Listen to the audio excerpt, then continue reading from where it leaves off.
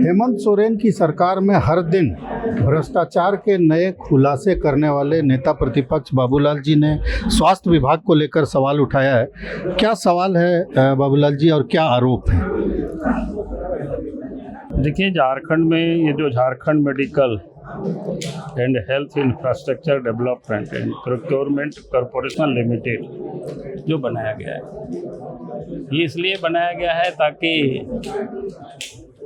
Medical की जो equipment होता है, दवा होता है, इन सारी चीज़ों की खरीद करना और फिर उसका डिस्ट्रीब्यूट करना, उसके लिए एक प्रकार से कंसल्टेंसी बनाया गया। लेकिन ये अपने काम को कर नहीं रहे, बल्कि इसमें से एक प्रकार से लूट मची हुई है।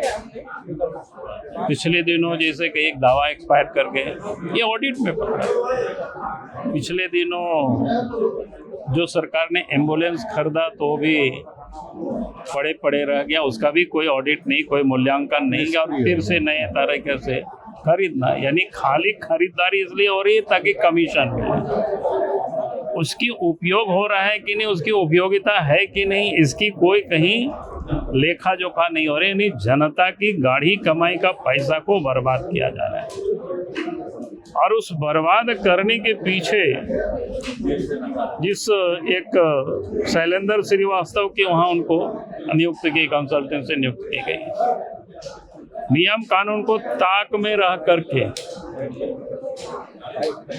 3 वर्ष के लिए उनको नियुक्त किया गया।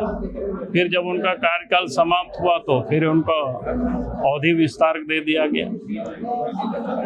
तो जब अभी भी शायद वो 5वां अवधि विस्तार पर चल रहे हैं। आप जब ये तो कोई भी कंसल्टेंसी या व्यक्ति जब नियुक्त होते हैं और उनकी जो उपयोगिता नहीं लगती है, तो फिर ऐसे लोगों के ऊपर तो कार्रवाई होनी चाहिए सरकार को। इसलिए हमने कहा कि भाई ऐसे लोगों की जो नियुक्ति हुई है उनके ऊपर कार्रवाई हो। जनता की गाढ़ी कमाई का पैसा लोग बर्बाद कर रहे हैं, तो उसको तो कोई ना कोई जिम्मेवारी तो फिक्स करनी चाहिए सरकार। इतना रिसर्च किए हैं तो ये भी तय मानते होंगे आरोप किस पर है, कौन ऐसा कर रहा है, क्यों ऐसा हो रहा है? इसीलिए मैंने कहा कि इसको एक सीबीआई जांच इस पर करानी चाहिए, क्योंकि एक व्यक्ति तो इतना कोई साहस नहीं कर सकता है, दुस्साहस नहीं कर सकता है। इसका मतलब है कि विभाग में एक लोग उसमें संलिप्त है, तभी कोई एक व्यक्ति इतना हिम्मत करेगा और जनता की गाढ़ी कमाई का पैसा को बर्बाद करेंगे, लूटेंगे।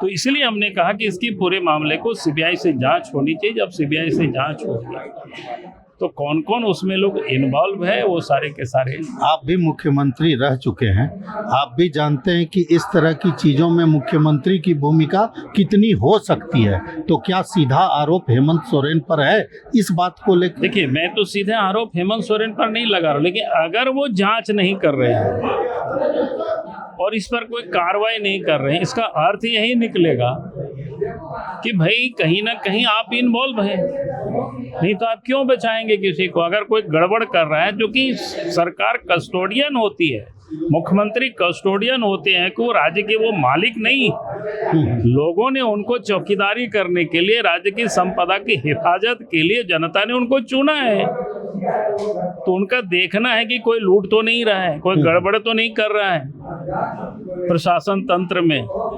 तो अगर उनकी कहने के बाद, सूचना देने के बाद अगर वो कार्रवाई नहीं करते हैं, आगे उस पर जांच नहीं बिठाते हैं, तो यही माना जाएगा कि उसमें मुख्यमंत्री इन्वॉल्व है। लेकिन अभी तो मैं ये कह रहा हूँ कि भाई जिस प्रकार से बातें सामने आ रही है, तो मुख्यमंत्री से कहेंगे कि भाई आप इस पूरे मामले को सीबीआई से जांच कराओ।